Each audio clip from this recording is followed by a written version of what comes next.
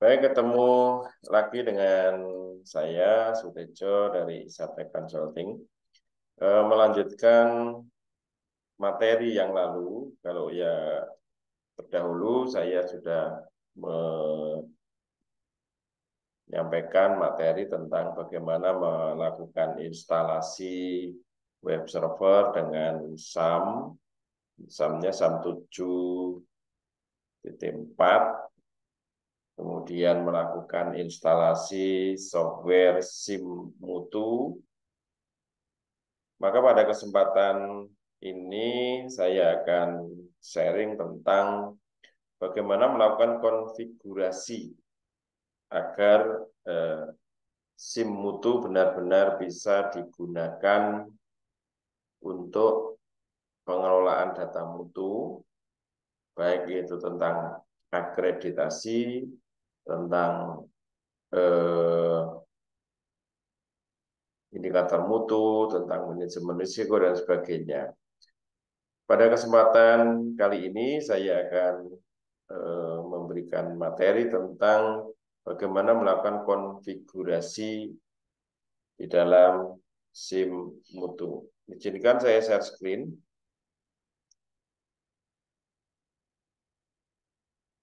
Kita buka aplikasi SIM Mutu melalui web browser di laptop Bapak Ibu semua. Saya menggunakan Microsoft Edge. Bapak Ibu bisa menggunakan Firefox, bisa menggunakan Google Chrome, dan sebagainya. Terserah kesukaan Bapak Ibu semua. Saya akan menggunakan Microsoft Edge. Di address bar seperti ini, kita ketik localhost. Seperti ini. Karena kemarin kita sudah, di pertemuan sebelumnya, kita sudah setting untuk ketik localhost itu langsung ke SIM-Mutu, maka kita klik OK atau enter. SIM-Mutu. Pertemuan ini saya akan mengajar bagaimana mengubah identitas rumah sakit ini dan unit disesuaikan dengan identitas rumah sakit Bapak Ibu semua. Masuk sebagai username-nya adalah admin, kemudian password-nya adalah password admin sesuai dengan yang Bapak Ibu ganti. Namun kali ini password standarnya adalah admin 12345. Klik tombol masuk. Dashboard-nya seperti ini Bapak Ibu. Ya.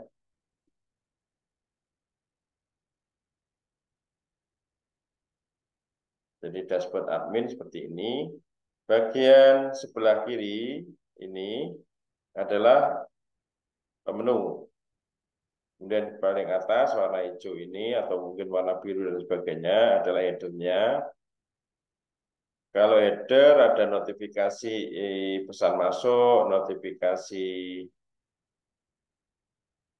bantuan tentang sistem, dan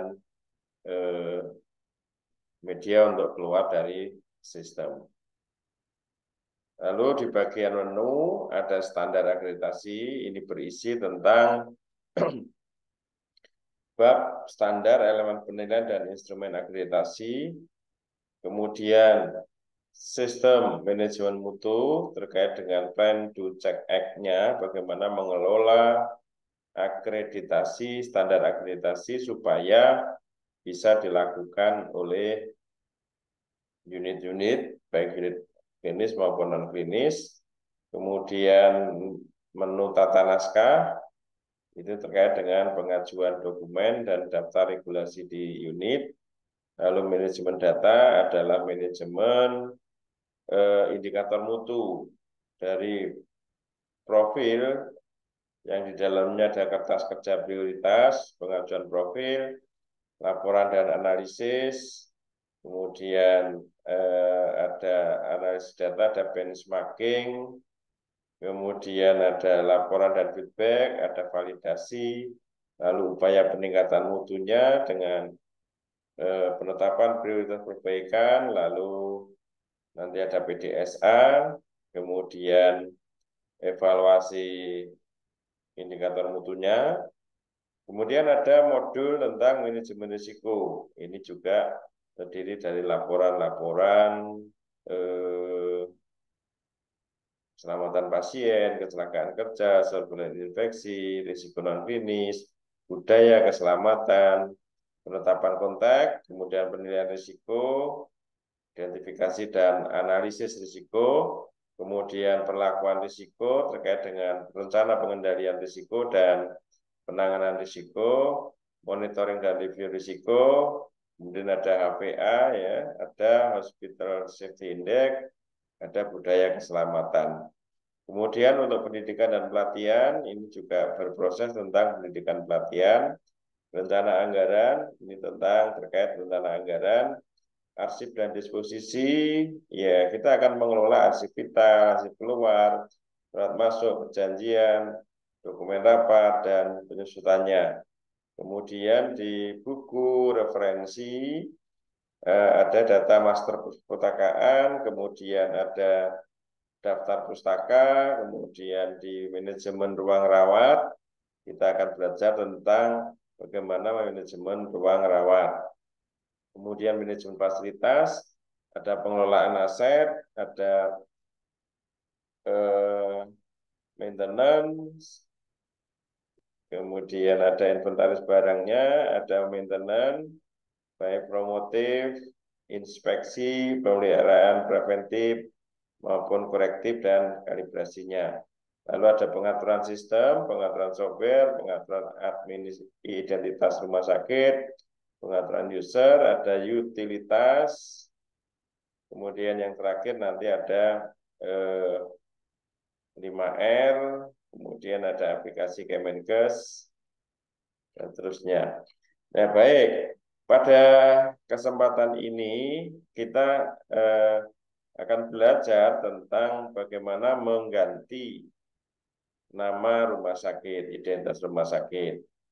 Kita klik menu pengaturan sistem, lalu identitas rumah sakit. Kalau sudah seperti ini, maka bagaimana kita mengganti identitas rumah sakit ini? Klik tombol ganti profil rumah sakit, warna merah. Kemudian kita klik tombol X saja supaya terhapus. Kita cari nama rumah sakitnya. Misalnya rumah sakit Malinau. Rumah sakit umum daerah Kabupaten Malinau. Kalau sudah seperti ini, kita klik tombol ganti identitas rumah sakit. Maka identitas rumah sakit akan berganti. Jika kita ingin mengganti logo dan mungkin nama direktur, nomor telepon, dan sebagainya, identitas lain masih kurang pas, maka kita klik tombol edit. Kita bisa edit di sini. Ini kita hilangi misalnya. Oke, Malinau Utara. Data kode posnya sudah ada di sini. Kemudian mungkin pakai URL Simar. Nanti kalau ada ya Bapak Ibu, lalu emailnya apakah benar, websitenya apakah benar, kemudian nama direkturnya, kemudian nama pemiliknya, pemerintah Kabupaten Malinau. Kemudian kita bisa edit atau upload logonya kalau ada. Kalau tidak ada, biarkan apa adanya dulu. Kemudian versi akreditasi, karena yang terakhir adalah versi Stardust 2022. Lalu surveyornya, ini yang perlu diperhatikan Bapak Ibu. Surveyornya siapa? Lembaga akreditasinya. Bisa KARS, bisa LAFKI, bisa LAM KPRS, LARS DHP, LARSI, LARSI atau draft. Draft ini dulu saya menyiapkan untuk draftnya. Kita misalnya pilih KARS. Lalu kita klik tombol simpan. Jangan lupa setelah di sini kita akan keluar dulu, keluar lewat pojok kanan atas ada titik 3 sistem ya. Klik tombol keluar. Kemudian ada notifikasi atau peringatan untuk apakah akan keluar dari sistem, benarkah? Kalau benar ya keluar. Maka identitasnya sudah berganti dengan RSUD Malinau. Itu untuk mengganti identitas rumah sakit. Kemudian kita masuk lagi sebagai admin, ya. Ini